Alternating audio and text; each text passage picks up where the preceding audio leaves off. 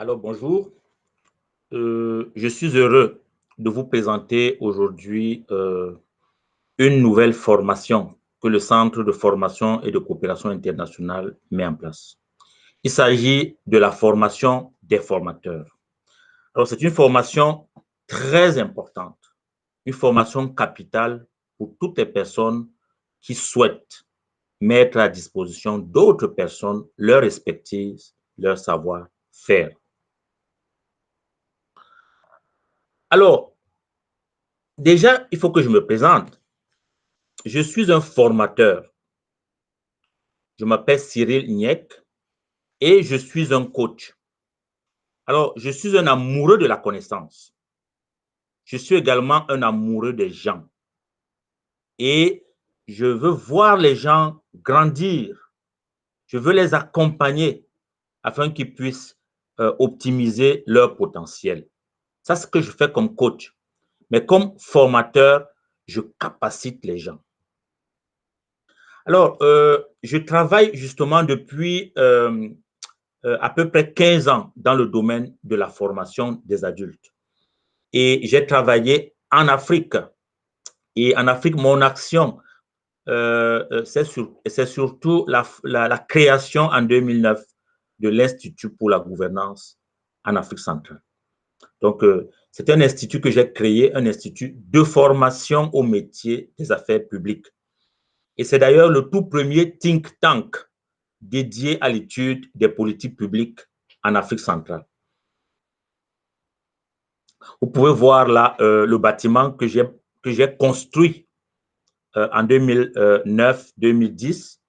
Et cet institut, c'est une plateforme internationale de formation au métier des affaires publiques dans toute l'Afrique centrale. Et au Canada, mon action ici, pour me limiter seulement au domaine de la formation et de l'enseignement, c'est que je suis formateur des formateurs dans des organismes paragouvernementaux de formation en pédagogie et en andragogie. Donc, je suis membre de l'Ordre des enseignants et enseignantes agréés de l'Ontario et puis je suis fondateur du Centre de formation et de coopération internationale, CFCI, formation et coaching. Alors, je suis un formateur reconnu et apprécié ici dans, si vous voulez, le réseau de l'éducation en Ontario.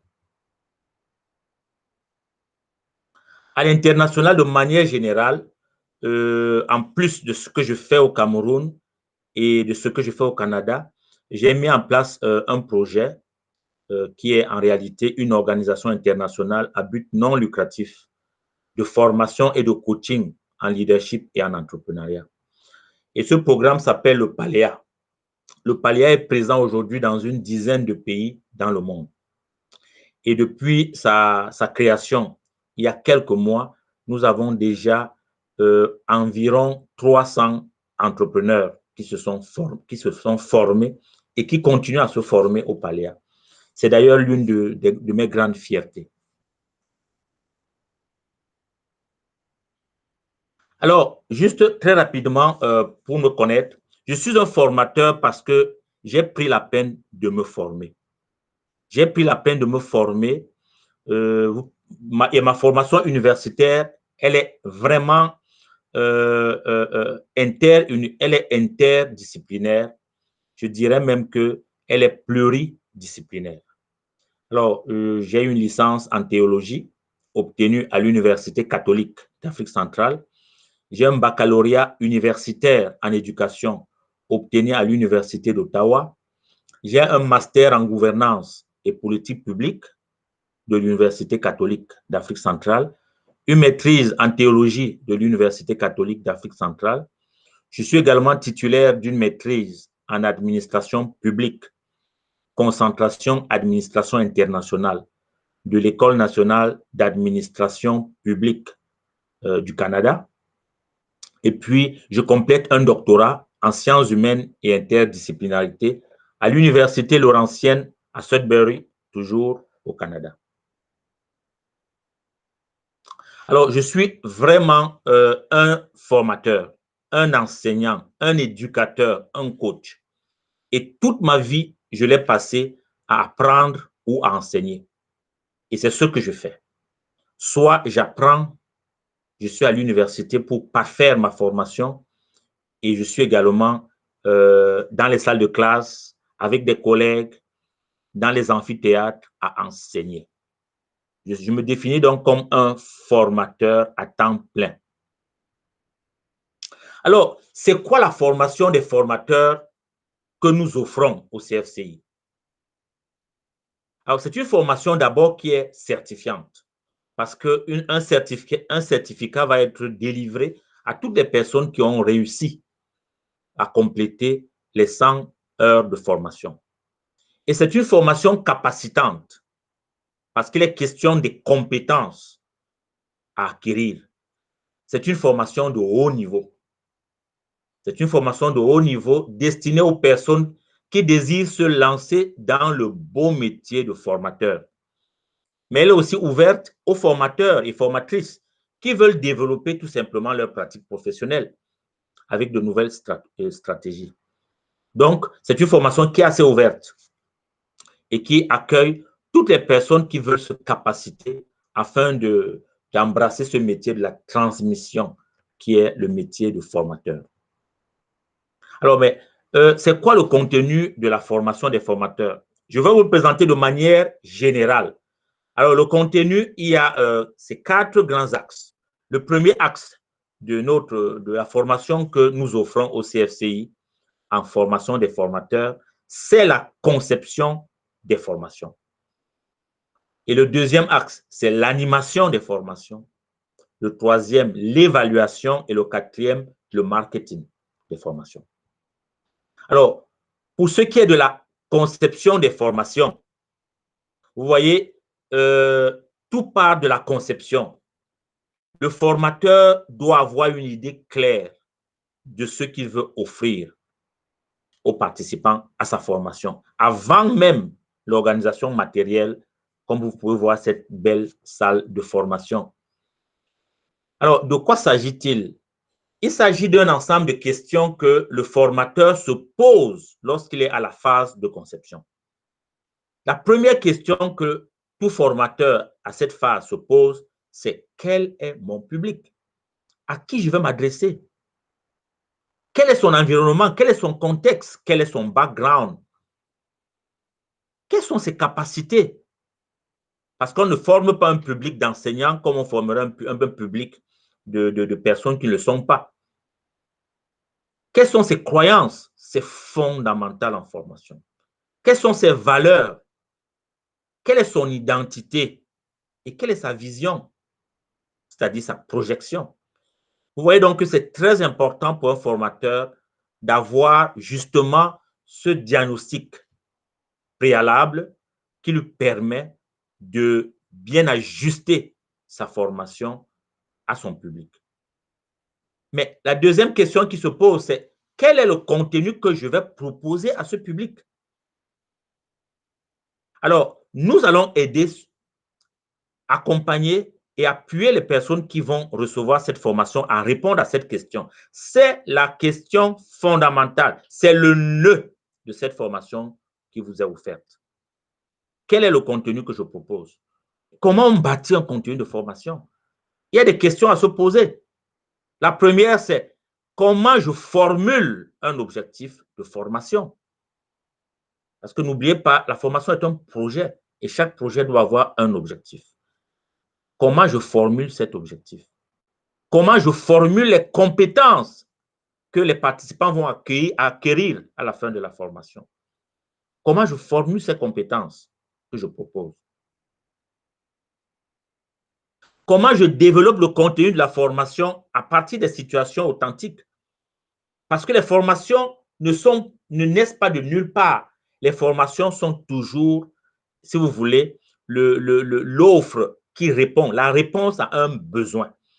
Alors, si c'est la réponse à un besoin, évidemment, il faudrait que cette formation se base sur des situations authentiques, c'est-à-dire vraies, réelles. Quels sont les besoins de ces gens?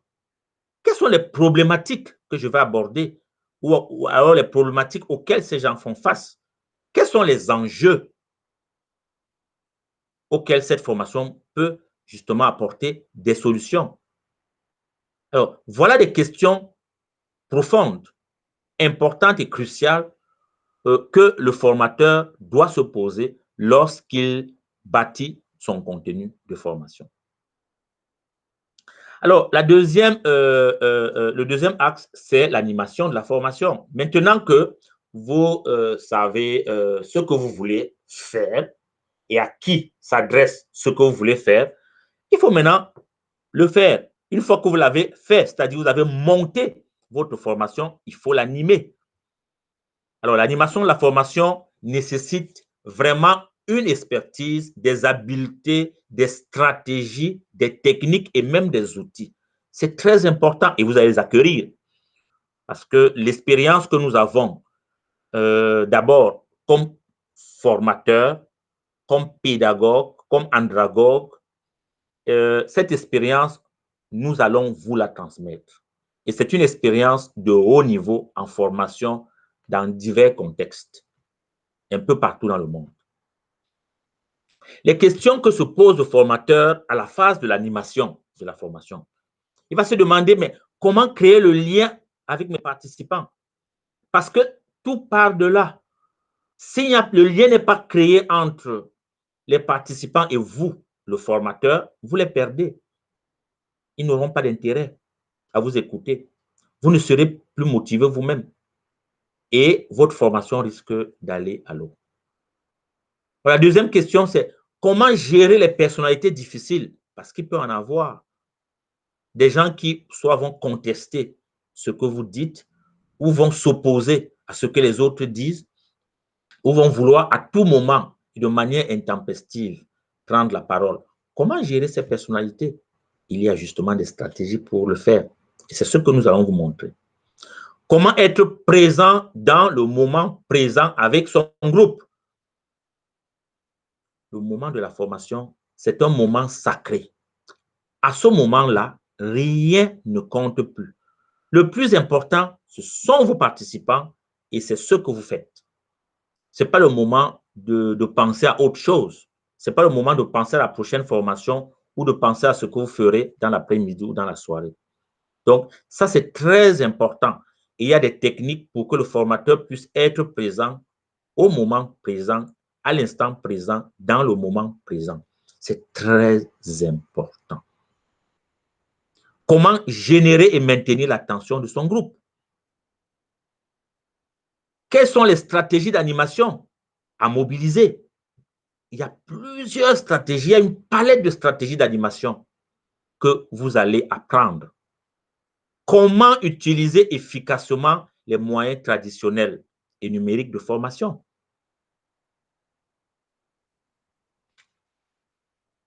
Alors, le prochain axe, c'est l'évaluation. Une fois que vous avez